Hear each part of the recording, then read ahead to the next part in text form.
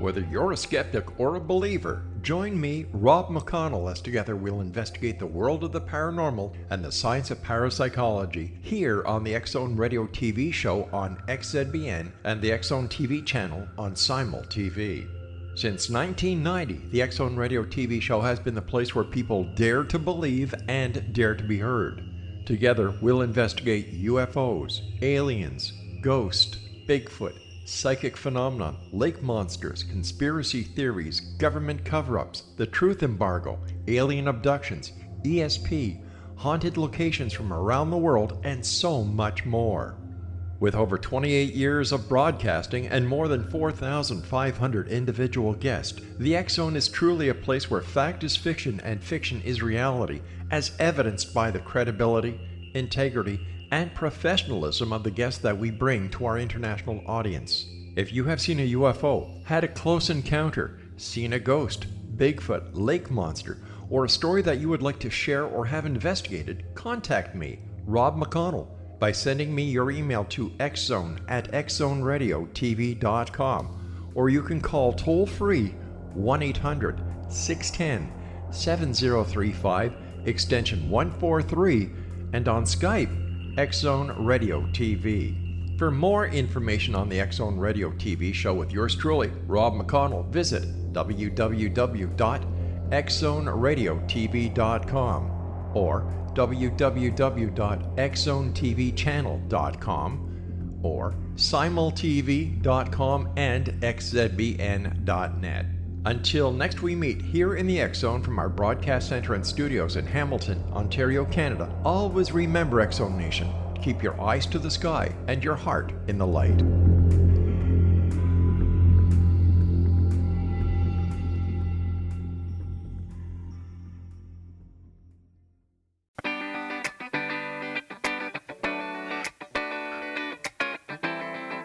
Welcome to the Connecting with Coincidence radio show with Dr. Bernie Beitman, MD, bringing together the world's synchronicity experts to help you use meaningful coincidences to develop spiritually, psychologically, and practically. For more information, put Connecting with Coincidence into your web browser to find the book, website, Psychology Today blog, YouTube channel, and Facebook page. And now, here is the host of the Connecting with Coincidence radio show, Dr. Bernie Beitman, MD. Yes. Welcome to Connecting with Coincidence. I am your host, Dr. Bernie Beitman, MD. And today we are going into the world of serendipity. And we'll start off with probably one of the most famous serendipity stories, but I'm going to tell the whole story. It's not just about one man, it's about many people. Alexander Fleming, at age 33 in 1918, was consumed with the desire to discover something that would kill those microbes that infected so many soldiers in World War I. In 1921, mucus from his nose dripped onto a petri dish that had some staphylococci growing on it, and he noticed a halo of inhibition. The mucus had killed the bacteria. In 1928, he returned from vacation to find one petri dish in his sink, which was clear of disinfectant. He was cultivating the unexpected by not cleaning everything right away. He saw another halo of inhibition near what was a golden mold growing around that halo of inhibition. Mold juice, he said. But he didn't make much out of it. In 1929, he presented a paper. Nobody paid much attention to it. And people over at Oxford, not far away from where he was working in London, were using his molded juice to keep petri dishes clear of contamination. And people at Oxford wanted to develop a way of studying the structure of cell walls. They had used a weak thing, a lysozyme, but they wanted a better antibiotic. And they found that right there in their own laboratory area, there was the same penicillin that Fleming was using. They tested infected mice with this penicillin stuff.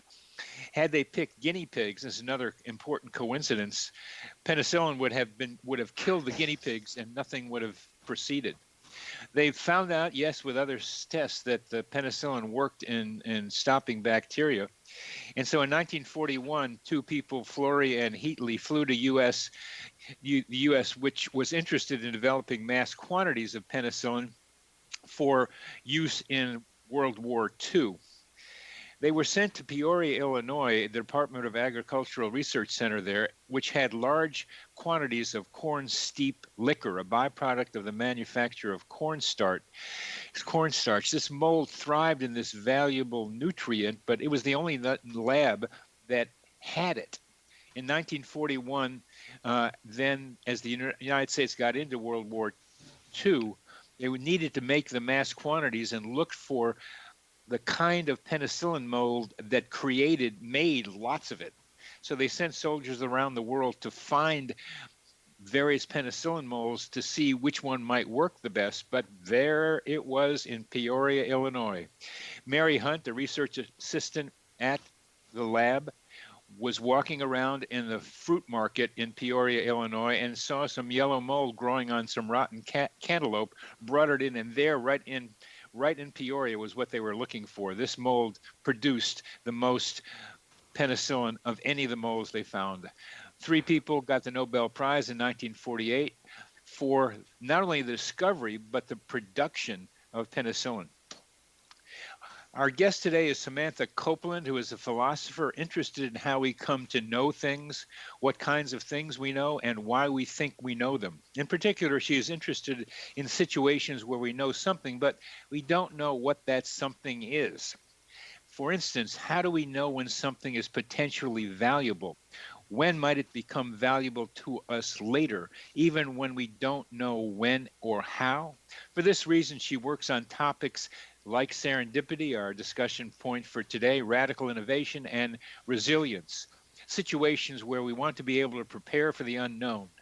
In such situations, she thinks epistemology and ethics necessarily interact. She's an assistant professor at Delft University of Technology, the largest and oldest Dutch public technological university located in Delft, Netherlands. She works in the Ethics, Philosophy of Technology section of the Department of Values, Innovation, and Technology. And most interesting for me and how we got connected, she is co-chair of the newly formed Serendipity Society, which brings her to this interview. Welcome to the show, Samantha. Thank you, Dr. Weitman, for having me on. You're very welcome. This is a show about coincidences. What's the difference and similarity with serendipity and coincidences? Well, I was thinking about it in preparation for the show because often the words get bandied around as though they're the same. But one thing that a lot of the research on serendipity has revealed is that most of the time when we say something is serendipitous, we don't actually say it at the moment it happens. We say it later. So serendipity is kind of a retrospective concept. It's a way of thinking about something that happened in the past in light of the value it now has for us in the present. Whereas coincidences, if you just look at the word, you have a coincidence of events, right? So this is really something that can be captured by looking at the event itself. You don't really need the trajectory of the meaning can be created right then in the moment, the meaningfulness of the incident, of the coincidence. Whereas with serendipity, most of the time you really recognize the significance of the chance event or the coincidental happening by looking at it retrospectively. So well, didn't Fleming know there was something significant at the moment he saw that halo of inhibition? Well, that's a great question. So he did say something like, "That's funny," and what people really kind of focus on is the fact that at the time that he noticed the halo of inhibition, he wasn't doing an experiment where this was a result that could be expected or even an unexpected result of a planned experiment. It was a moment during which he was chatting with people in the lab, had just returned from holiday, and was cleaning up the petri dishes that had been left on his bench. And he noticed one of those petri dishes contained this reaction. And so he could have just thrown it away, like most people might have done. And if it hadn't been Fleming who noticed it, maybe it would have been simply thrown away or cleaned and the petri dish reused for the next set of experiments. But instead, Fleming remarked upon it and noted it and then put it aside for further investigation and to ask more questions about it. Well, that can happen with coincidences too. You Mhm. can have something that is you note, but a lot of times you have to see how it develops to see what it means. And Mm. I don't want to get in too much into this definitional thing because Mhm. this whole field of coincidence study requires better definitions than we have, and this discussion begins to illustrate it as well. But that's in the way you think about it. Serendipity is something you figure out later, and there are a lot of coincidences that you only know that it happened later too. Hmm.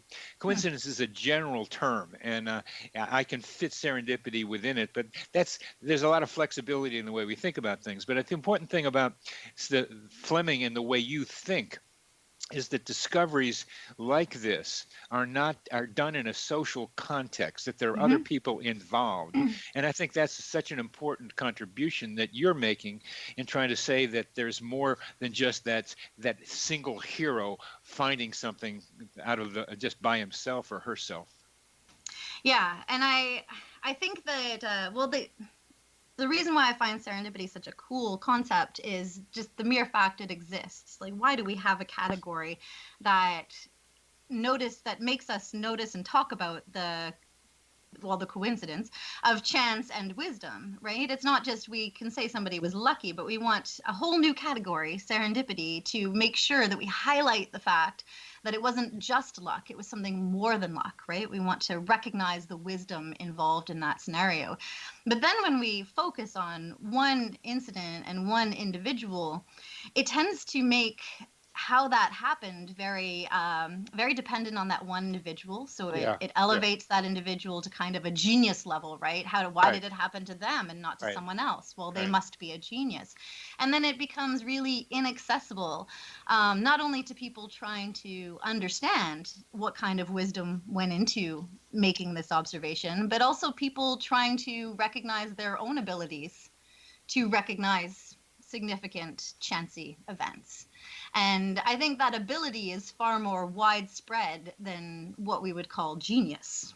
So I think the more we kind of emphasize that singular individual and we downplay the role of their place in society. So Fleming, yes, his mold, why was it in Oxford? Because he was a recognized leader in the scientific community already, because he was a teacher, because he had other colleagues in the scientific community with whom he shared things like his mold juice, which was a very handy tool at the time for making sure that bacteria were isolated when you were experimenting with them.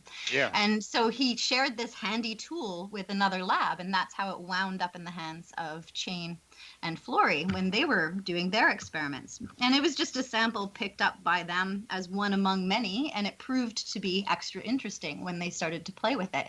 But it wasn't Fleming's insight into the potential value of penicillin as a life-saving antibiotic that got it to that stage. It was his interest in it as a useful tool in science and his social role in that scientific community that contingently connected him to the long discovery process that ultimately ended up in a Nobel Prize because it And ended up as such a valuable discovery. we're coming to the end of this segment. You're listening to Connecting with Coincidence with your host, Dr. Bernie Beitman, MD, on the X-Zone Broadcast Network, and we're talking with Samantha Copeland.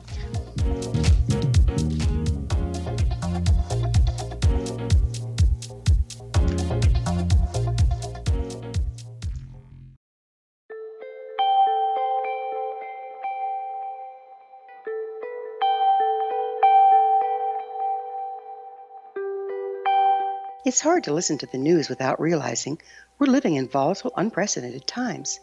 Yet never has there been such an opportunity to transform the human condition. As old structures fail, where can we find the guidance to co-create a better way? Find Your Path Home is an ever-evolving, leading-edge information, education, and healing resource center designed to support and guide you on your path to unity and enlightenment.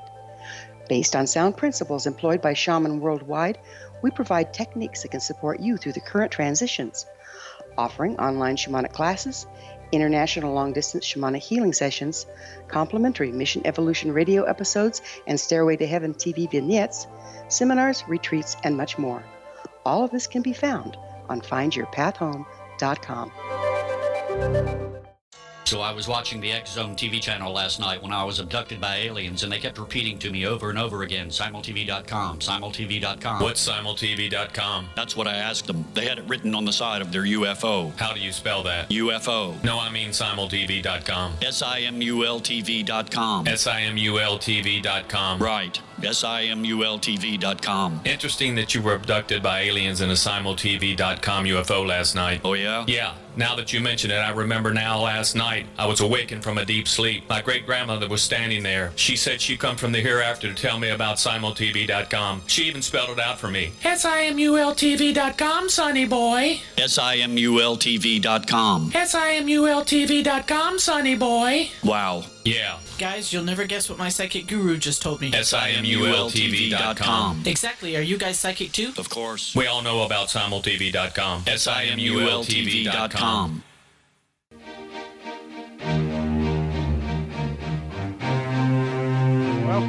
Welcome back to CC with BB. I'm your host, Dr. Bernie Beitman, MD. We are talking with philosopher Samatha Copeland about serendipity. And one of the things I heard you mention, Samantha, is how us ordinary people can also be serendipity people too, that we can develop our own serendipity capacities.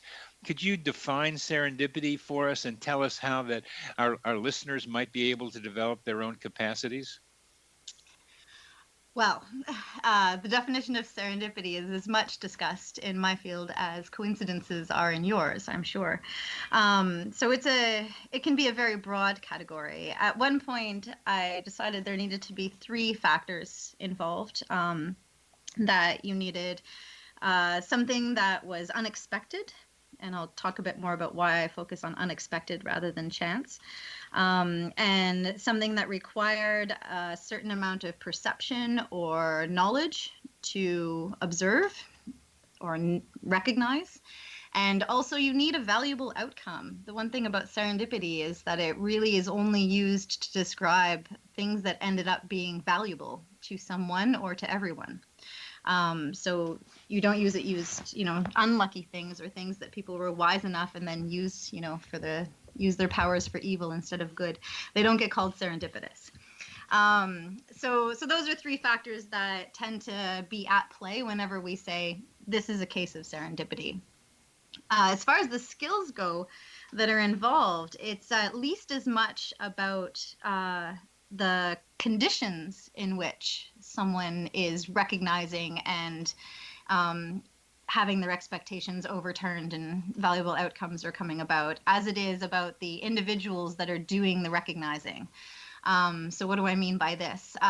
Some serendipity research talks about filters, for example. So Abigail McBurney has this great study where she looks at people who can recall in their past moments that could have been serendipitous, but didn't end up resulting in a valuable outcome because they had certain pressures upon them. So they were filtering out the potential value of an unexpected observation or event because they were too busy on some other project, or because they didn't have the support to pursue that new direction in their research, or because they didn't have the time. And some of them put it on the back shelf for a while, which is such an important thing. Dr. Garud talks about the story of 3M and the Post-it notes. I'm sure you've heard this story as being an example of serendipity, where the glue that was found seemed to have no purpose because it didn't stick to anything. And then they found a purpose in the Post-it note, and it became their most world-renowned product of the company. But that discovery it sat in the memory and got recycled through the memory of that company for a long period of time before someone connected its properties with its use. And so memory actually plays a key role in a lot of serendipitous processes as well. So equally important to noticing something that might be valuable in the future and is very unexpected is also getting it to the right place and right channel for it to be taken down a road of discovery. And so that's where your place in society really tends to play a role. What kind of resources do you have? Have you been taught how to disseminate the observations that you make in ways that they then get picked up by the right people? Are you taken seriously enough as someone who made an observation of potential value so that people trust you and take up that observation and do the work that needs to be done to bring it into a process of discovery? And that not only makes a difference to whether the discovery actually happens, it makes a difference as to whether people call it serendipity, and it also makes a big difference as to who gets called serendipitous. Does that make sense? Oh, yeah, it's great. That's great. Elaborate on the expectation thing. Okay. And expectation and chance. Right. So chance and randomness tend to be thought of as what we would call ontological concepts in philosophy, whereas expectation is something we would call an epistemological concept. So and chance and randomness are the kinds of things, they're properties that belong to the world out there. Whether somebody notices them or not, they would still be by chance or they would still be random. This is often how they're thought of. And I really think randomness definitely fits into that category. Chance tends to be a bit borderline. Depending on who you're talking to and when, they can think of it as ontological or epistemological. So I go right to the epistemological side, which is about knowledge and about the knowledge that we have. And one of the coolest things about serendipity, and I think one of the reasons why it captures people's imagination and they want to tell stories about serendipitous discoveries, is because they mark a point in our history when our expectations have been overturned. We suddenly see a new source of knowledge or a new way of looking at things or a new way of looking at even people or relationships we've had or choices that we made in the past. And we think of them in a new light, given the value we now recognize they had. And that turning over of expectations, I think, is what we as a culture want to highlight when we have a category like serendipity. I think that's the wisdom aspect that people really are attracted to. It's not that someone had this genius ability to recognize things that none of us could. It's that someone had their own expectations overturned about where they would find the most valuable knowledge. I thought it also had something to do with the culture in which that person's expectations are embedded. Can you say a bit more about that? That there's a person with an expectation, and I have to back up on this because Fleming, to keep our example going, expected that it was possible to find an antibiotic that was better than the sulfa drugs that were around. But not at the time he made his observations. The sulfonamides were only just coming into their being at that point in time. So this was not a common trope when Fleming first made his observation. Years later, only a dozen years later, when Florey and Chain were doing their experiments, they had experienced the sulfonamides. So there was an expectation in the broader culture that you could have a drug that could help you with infections in the way that the sulfonamides did. But Fleming had just an inkling, maybe, of that possibility. What he was working on were vaccines, which was slightly different, and bacteriophages were the popular thing at that time. So you could argue that Fleming's expectations, I did like that you brought up lysozyme and his experience with the nose drip, because he did have this expectation that something like that, a compound like that, could be produced by the human body. And if it could be produced by the human body, then it could also not harm the human body. And that was the kicker point about penicillin, right? It was a non-lethal antibacterial substance, whereas before that, they mostly were dealing with antiseptics, which were quite harsh on the human body, right? So, but Fleming didn't have a doctor on staff. He didn't have the resources to work with that kind of substance. And the director of his hospital wasn't exactly encouraging for him to move in that direction at that time, because vaccines were the promising thing. So that's what they were focusing on. So the expectations can be very local and contextual as well, right? Yeah, I missed. I was comparing the to the sulfa drugs, and I forgot it was the harsh antiseptics that were being used. but what I read, and you know better than I, was that Fleming wanted to find something better than those harsh antiseptics to help kill those microbes. So he thought it might be possible to do that, and so I thought that his expectation was already there, that it was possible to find a better way of knocking out those microbes.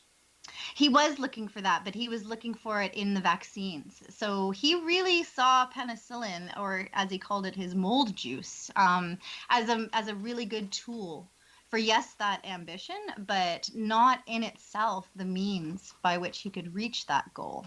Now, he did have one little note at the very end of the article he published. Yeah, that I didn't know. That I didn't no, know. Okay. There's one little note at the end of the article he published about it that suggests he had an inkling of the possibility, but there was no way he was not able himself to do the kinds of tests that would have shown it's not harmful. It was a non-harmful antibacterial substance you could ingest. He tried a few things like putting stuff in people's eyes because of the lysozyme experience, but he would never have guessed that it was as great a medical tool as it turned out to be. Right? So how much inkling do you have to have? I'm not really sure. I think if it weren't for Florian Chain picking it up, Fleming himself probably would never have gone back to penicillin. Absolutely, and that's why I like to emphasize Florian Chain in this chain of events, because it's not just Fleming. He needed to have them to be able to make it happen. What about, as we come to near the end of this, what about the fact that at Oxford they chose to use mice rather than guinea pigs? If they would have used guinea pigs, that probably wouldn't have happened either. Yeah, that's a nice example of something that is could be seen as serendipitous. There's a million points in this discovery process of penicillin where you could say it was serendipity, it was coincidence. It's an amazing story for that reason, and this is definitely one of those points. I mean, because this was just a routine test, right? All they wanted to do was test. They were testing for toxicity, and ultimately what they did was fail their test. They were trying to kill the mice, but the mice didn't die. And so they had to take another look at this drug that was actually failing the test that they were performing with it at the time, which is a really interesting scientific twist of fate, right? Yes, it is. And we're coming to the end of this segment. It's very, very good, very interesting. You're listening to Connecting with Coincidence. Your host, Dr. Bernie Beitman, MD, on the X-Zone Broadcast Network. Our guest is Samantha Copeland, and we are taking apart serendipity.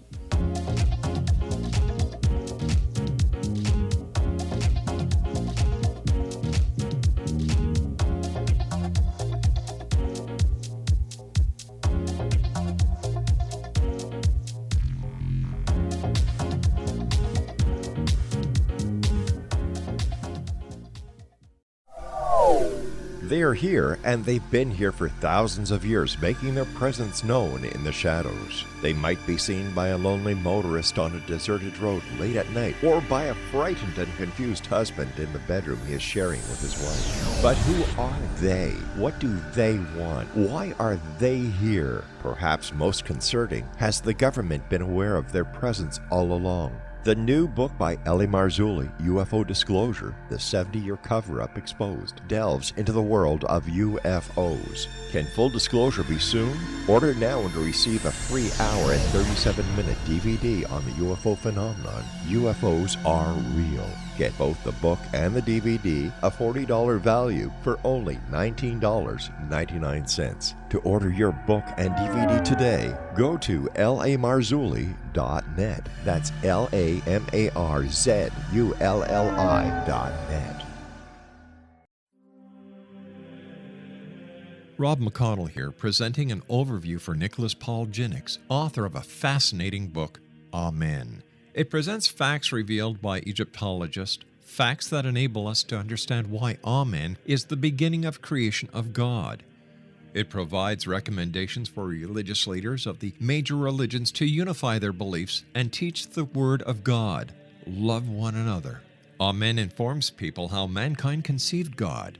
It was the Egyptians that developed the concepts of a soul, a hereafter, and Son of God. And finally, after the worship of many gods, they conceived the belief in one universal God, the maker of all there is. For more information, visit www.futureofgodamen.com. That's www.futureofgodamen.com. You have heard of the X Zone? Now watch it on Simul TV, plus 500 video games, live TV channels, free video on demand, worldwide, and more. Does this sound like tomorrow's television? Well, it is, but you can have it today, right now. It is Simul TV. Simul TV offers what the others only wish they could provide. 15 exclusive channels like X Zone, sci-fi, and horror. We are worldwide. No other provider offers that. 500 built-in video games. No need to have an extra expensive system. We have them included. Free video on demand.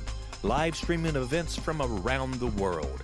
Interactive online network, and much more. Tomorrow's TV today. Simul TV. Sound too good to be true? Well, it's not. You can have Simul TV today. Sign up at simultv.com. Do it today.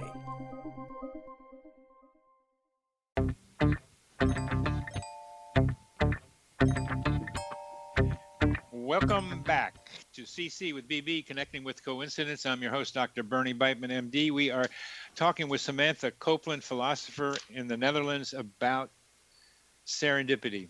And we're getting into the whole story of Alexander Fleming and penicillin and the other people who were involved in making penicillin happen. What about the referral to Peoria, Illinois, where they had that corn steep liquor? From what I read, there was not a good reason for it. There must have been, but why did they go there? And that's such a great place, such a great substance to grow penicillin. I actually don't want to commit to a fact on that one. I'm not sure what the reasoning was. I think it was just about the money. I think that's who was funding it, was the labs in Peoria, and I think that's it. But I don't want to commit.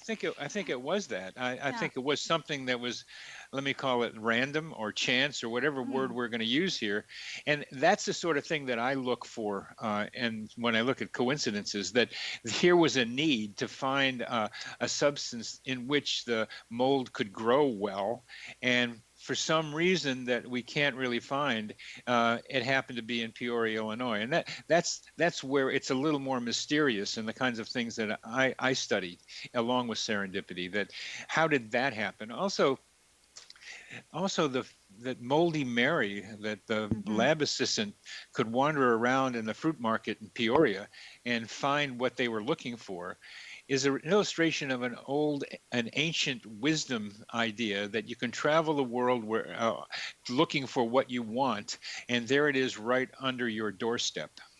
Yeah. What do you make? Mary is a great case. I like to bring her up because if you look at it strictly, what did Fleming do that made him win a Nobel Prize, and you look at what Moldy Mary did, there's really not a lot of difference. They both happened to be in the right place at the right time, and also had the wisdom to recognize what they were seeing as being significant for what they were doing somewhere else at the time, right? And then they both picked up what they were looking at, and they followed through with it and got it to the right channels so that it could affect the discovery process in a very significant way. You could argue that without Moldy Mary, we wouldn't have penicillin today any more than we wouldn't have it without Fleming, right? Both of them are equally contingently and equally important to the process of discovery as it played out in history. And yet, Fleming has a Nobel Prize and Mary has a rather unattractive nickname. And so I like to use this to highlight the significance of the context in which these things happen, to whether or not we call this a wise thing. There's no treatise on the kind of wisdom Mary Hunt must have had to recognize the cantaloupe for its significance, right? There's no investigation into her wisdom, her creativity, her methods of shopping at the market that might have contributed to her ability to notice that cantaloupe at that time. But we hear a lot about Fleming's how tidy he kept his lab or didn't. We hear a lot about how open-minded he was and how humble he was, and all of these characteristics of Fleming play out throughout the history and are really fully developed. But Mary is just moldy Mary Hunt, right? We don't hear anything more about her than the fact that she picked up the cantaloupe and brought it back to the lab, right?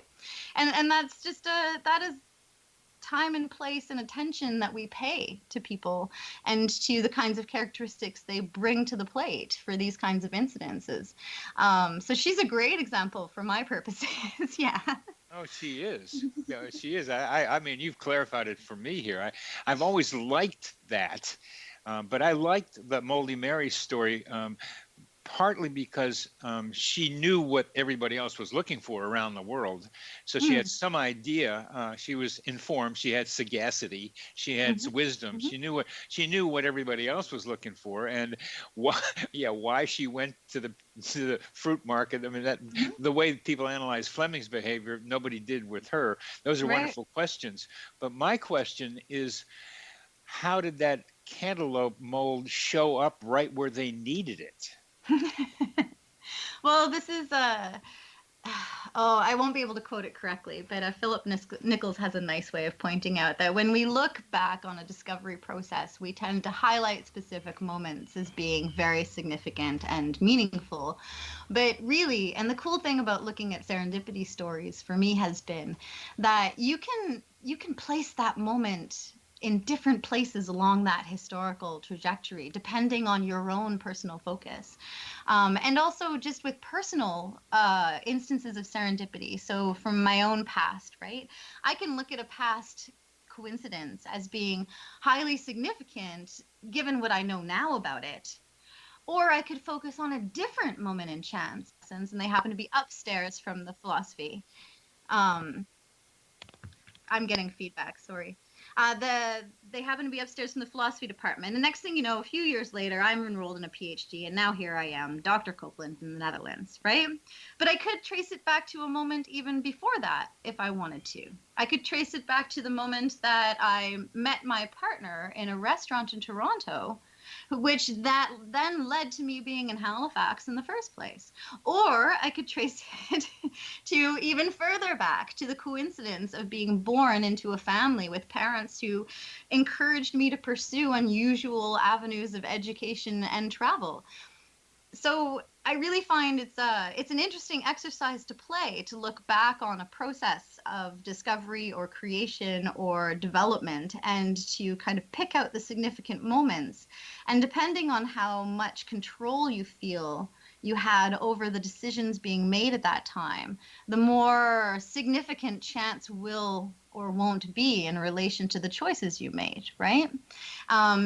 And it has to do with how important you think the relationships are that you had at that time, how important you think your own decisions were in compared to the context you happen to be in, right? And so this is why I kind of stay away from chance, because I find chance one of those concepts that it really depends on your focus as to how chancy something might seem, rather than anything inherent in the conditions. Well, the chance is such a difficult concept, I think, particularly because it has two meanings. It seems to come out of something random, perhaps, but also chance is an opportunity. Give peace a chance. So chance has that bifurcated or double meaning that goes in two different directions. And I like that it has both, even though they're kind of they almost seem contradictory, although they certainly aren't. But when I go back to Moldy Mary, when we talk about chance and coincidence, what's the chance that they ended up in Peoria, where the liquor was that the mold really liked, and the best mold that they could find was there in Peoria? Those are low probability events, and I look at those as low probability events, and those are the ones that catch my attention in the study of coincidences. And so I look at coincidence. You know Magda Osman in London, in England, who studies coincidences also. I'm sorry, no. Well, she talks about the study of coincidences generally as a rational process by which discovery is made. That we see two events coming together in a strange way. It captures our attention, and we try to figure out how it happened. Yeah. And it's somewhat different from serendipity, but it's still in the same general area. It's a way of discovering new knowledge, of creating new knowledge. So when this is where I think attention is such an important word. Attention is there, such right? It's what we are attending to. Yes. We see it as significant because it catches our attention, because it calls us to attend to it. Yes. Yes. And yes, there are definitely things in the there are very low probability that happen. But what I find really interesting is to contrast that with what if that hadn't happened? Would we have attended as much to the difficulty they had with finding that mold? Do you know what I mean? Like, it wouldn't have caught our attention in the same way. And so I think that the important thing about those kinds of low probability things that do happen is that they do call us to attend to them. They catch our attention in that way. But I think that in itself is the significance. What do you mean that in itself is the significance? Well, again, I think it's an epistemological rather than an ontological issue, right? It has to do with our expectations. How does it catch our attention? Because they came together in an unexpected way. Yes, now, if we, the sun coming up in the morning doesn't catch our attention because it happens all the time. It's not like we wake up and go, oh, the sun came up today. Today is going to be a special day, right? It's like, oh, if you really are the kind of person to question whether it will come up, you might think, oh, thank God, the sun came up again today. But it doesn't like drive your attention towards you. I put together low probability with unexpected. I make a relative equivalence between the two. We can find the differences, but low probability and unexpected go together for me. And what Magda Osman was trying to talk about is that when you get these low probability events that grab your attention, that our brains are tuned to find oddities, to look for anomalies and try to see what's going on. Is something bad, something good? So when we see a low probability unexpected event, we look at it to try to see if it suggests some underlying principle of reality that we haven't yet understood. Right. So I don't think I would connect those necessarily, because I think there's lots of low probability things that don't catch our attention. And I think there's lots of high probability things that may nevertheless be unexpected. And what's expected is we've come to the end of this segment. You're listening to Connecting with Coincidence with your host, Dr. Bernie Beitman, MD, on the X-Zone Broadcast Network. We're talking to Samantha Copeland, philosopher, serendipity person.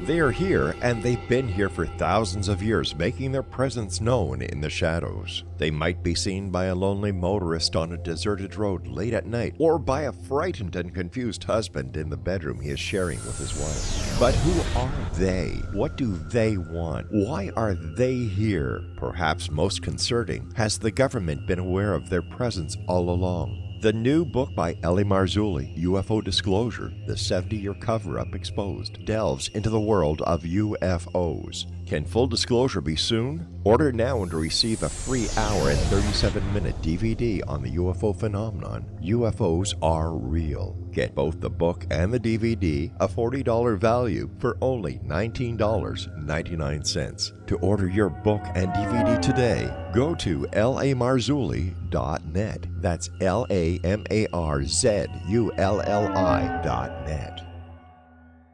So I was watching the X Zone TV channel last night when I was abducted by aliens, and they kept repeating to me over and over again, simultv.com, simultv.com. What's simultv.com? That's what I asked them. They had it written on the side of their UFO. How do you spell that? UFO. No, I mean simultv.com. simultv.com. simultv.com. Right. simultv.com. Interesting that you were abducted by aliens in a simultv.com UFO last night. Oh, yeah? Yeah. Now that you mention it, I remember now last night I was awakened from a deep sleep. My great-grandmother was standing there. She said she come from the hereafter to tell me about simultv.com. She even spelled it out for me. simultv.com, sonny boy. simultv.com. simultv.com, sonny boy. Wow. Yeah. Guys, you'll never guess what my psychic guru just told me. simultv.com. Exactly. Are you guys psychic too? Of course. We all know about simultv.com. simultv.com.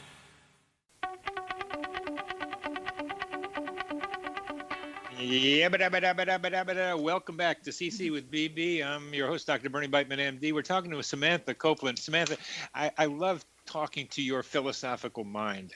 It's really interesting because you can just take things apart and go in different directions.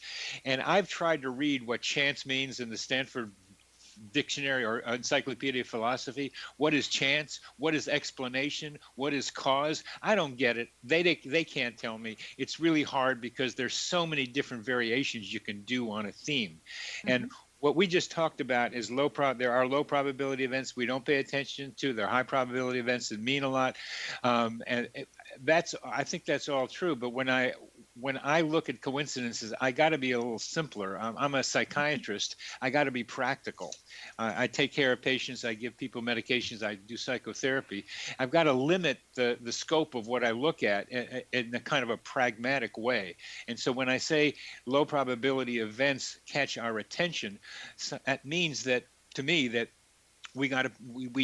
there may be something, and this was Magda Osmond trying to suggest, there may be something there for us to look at that we hadn't thought there might be before. Yes. And that's what I mean about expectations being overturned. I mean epistemic expectations about where our knowledge is going to come from or where our insight is going to come from at all. And that's where Fleming's expectations were turned over when he saw the lysozyme effect from his nasal drippings, mm-hmm. and when he saw the fungus. But I love that Mary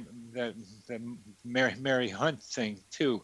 But let's go on to a different question for you. You have formed the Serendipity Society, and that's how I was surprisingly happy to find that it exists.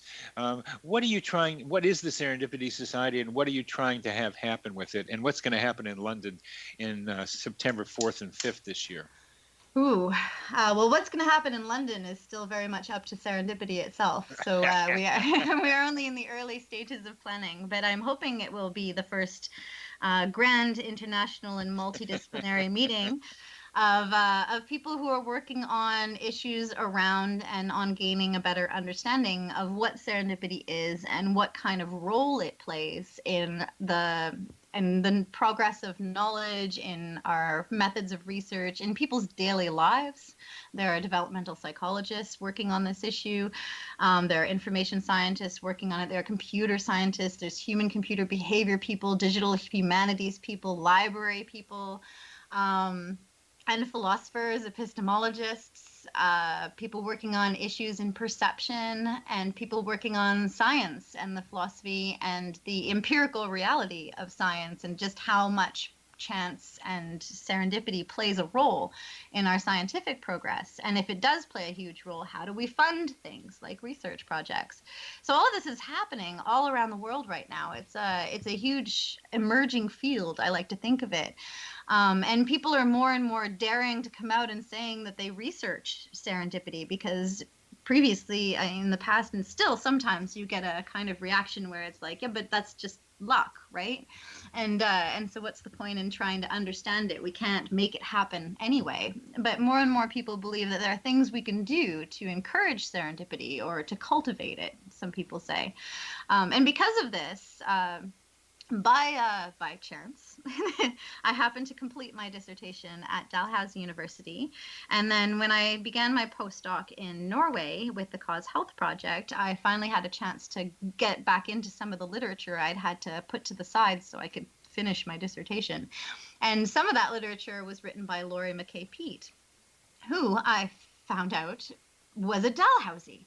And I hadn't known that while I was at Dalhousie. I hadn't realized she was a major figure in information sciences working on serendipity, just a few buildings down from me. And she had finished her dissertation the year before I had finished mine.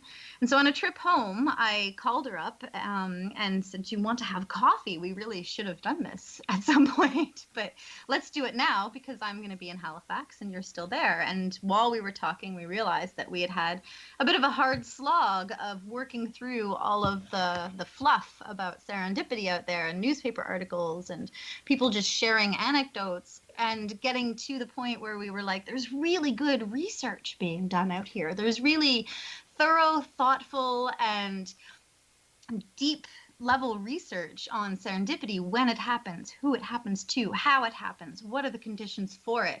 And getting to that research can take a bit of work. So we started off with the idea of a resources page and maybe a society of people who are also interested. And it's just kind of been a rolling ball of interest that people are picking up on it and coming to me like you did, out of the ether, one might say, saying, "I'm really interested in serendipity and I would love to be part of this network." So we've been working on expanding our network and increasing opportunities for shared resources among members. And now this workshop / conference we're going to have in September is the first time that we're going to try and get a number of members together to kind of talk really seriously about where this research is going. Can we do things like define serendipity or set out some common features that we've all identified in all of our different disciplines? Are there research directions that we should be pursuing as a group together? And where does this field need to go? Where does the synchronicity play a role in your thinking, or not? It doesn't really, and I had a really nice footnote that I meant to study before I did this interview, and I forgot. But synchronicity is it has to do with simultaneity, right? So when something happens and you feel a sense of synchronicity, it's the concept is identifying a feeling that what's happening right now is a bringing together of things in a really significant way. But it's very much, again, like I said, an in the moment recognition. I don't think synchronicity has the same kind of retrospectivity that you were saying coincidences can have, and I think serendipity most often has. So synchronicity, I think, really is a feeling about what's happening right now. Am I wrong about that? You're partially correct about it, and Okay. that is Jung's original definition. And part of the fun of what I'm doing is recognizing that Jung used the word synchronicity in several different ways. And the biggest problem was not only was synchronicity used to describe a phenomenon, something like what you described, but more, but also as a theory about how these things happen. And that Right. got confusing to have an explanation be also the name of the phenomenon itself. But now the word synchronicity has gotten very much expanded, enough so that one of the people on the show in Germany is looking at how people in psychotherapy define, both patient and therapist, define synchronicity. The term has become so flexible that people use it in lots of different ways, including a retrospective way of looking at things. Okay. It happened. This happened, but then you only find out later what the significance of the event that was earlier might have been. So that, and sometimes they're years later, which is kind of an interesting but rare form of this. That looking back, you see what something actually meant, as well as, like with Fleming, you find something that happened, but then it evolves with other people and other experiences, and you see also what that original thing meant. I use the word coincidence to cover a lot of these events. What I like so much about what you're doing and your colleagues are doing is it's within academia now. I was a chairman of a psychiatry department. I did a lot of research in chest pain and panic disorder. I respect research capacities, and I'm trying to envelop the field and see what's within it and take different parts from it and try to say what we really have here. And that includes starting with what do we mean by the various terms that we're using. It's so important to get the right terms. And synchronicity now covers a lot of different things that includes serendipity in the way I think people use the term. I think the way we use words is really interesting, and I do think that they mark out concepts, that they mark out things that we want to be able to identify in the world, right? We need a name for that thing because we think it's important, and so we use a name that might already exist to label it, or we invent a name, as Walpole did with serendipity, right? To label something and to be able to point to it when it happens. Yes. But there's another S word that gets underplayed a lot that I want to work with a bit more in the future, and that's salience.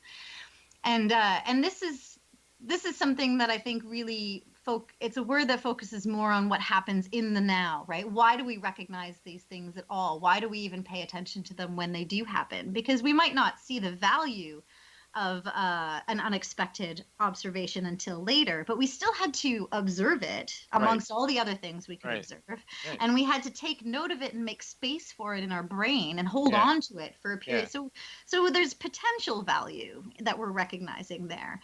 And I think that there's stuff going on in the way we look at the world and the way we recognize things in the world and the way we learn from each other and through our education that enables us to recognize potential value too, right? It's something that we are able to identify. This might be useful later, and there's a difference between the person who has a drawer full of potentially useful tools and a hoarder, right? And in one case, you can go back and find the tools and then use them when you need them. And in the other case, it's about just keeping everything.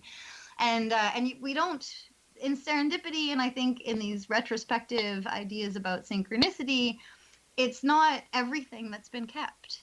It's some things that have been kept. And we recognize somehow that there might be some value to it. And that's what you're trying to pay more attention to, that S. Yeah. What I and we're coming right to the end of this. I also look at mystery as explanations.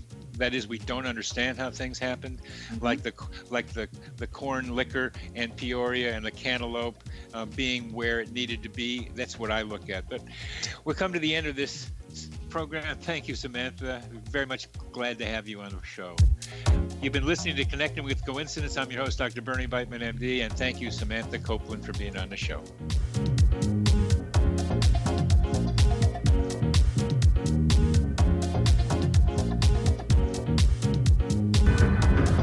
If you are looking for a safe, zero-calorie natural option to the harmful artificial sweeteners on the market today, Just Like Sugar is what you're looking for. Just Like Sugar is a wonderful natural alternative for those health-conscious people who choose a calorie-restricted diet with a great, pure, sweet flavor that tastes just like sugar. Just Like Sugar is a great natural option for people suffering from diabetes and may be useful in restricted diet programs where standard sugars are not allowed and does not cause a laxative effect of some other sweeteners. Just Like Sugar comprises a perfect blend of chicory root fiber, natural calcium, natural vitamin C, and Just Like Sugar's sweetness comes from the natural flavors from the peel of the orange. Just Like Sugar is a natural alternative to harmful artificial sweeteners and will change the way that you believe all natural sweetener products taste. Just Like Sugar is available at your local Whole Foods markets, Wild Oats markets, Henry's, Sun Harvest, and many other fine natural food stores in the U.S., Canada, and worldwide. They are here, and they've been here for thousands of years, making their presence known in the shadows. They might be seen by a lonely motorist on a deserted road late at night, or by a frightened and confused husband in the bedroom he is sharing with his wife. But who are they? What do they want? Why are they here? Perhaps most concerning, has the government been aware of their presence all along? The new book by Ellie Marzulli, UFO Disclosure, the 70-year cover-up exposed, delves into the world of UFOs. Can full disclosure be soon? Order now and receive a free hour and 37-minute DVD on the UFO phenomenon. UFOs are real. Get both the book and the DVD, a $40 value, for only $19.99. To order your book and DVD today, go to lamarzulli.net. That's LAMARZULLI.net. You have heard of the X Zone? Now watch it on Simul TV, plus 500 video games, live TV channels, free video on demand, worldwide, and more. Does this sound like tomorrow's television? Well, it is, but you can have it today, right now. It is Simul TV. Simul TV offers what the others only wish they could provide. 15 exclusive channels like X Zone, sci-fi, and horror. We are worldwide. No other provider offers that. 500 built-in video games. No need to have an extra expensive system. We have them included. Free video on demand. Live streaming events from around the world. Interactive online network, and much more. Tomorrow's TV today. Simul TV. Sound too good to be true? Well, it's not. You can have Simul TV today. Sign up at simultv.com. Do it today.